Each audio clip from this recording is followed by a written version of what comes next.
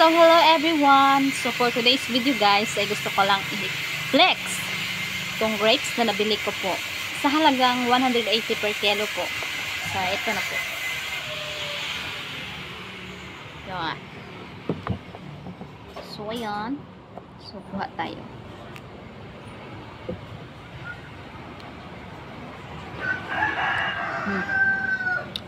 Sarap.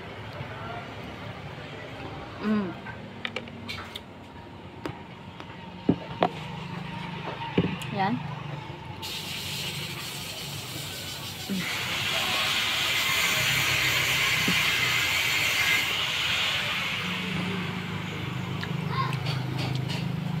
Kainan natin bawat pungpung. Yan.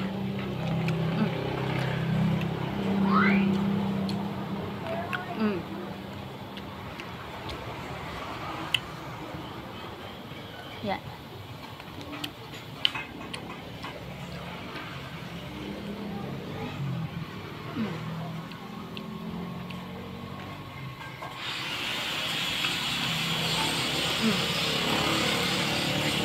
Sarap guys.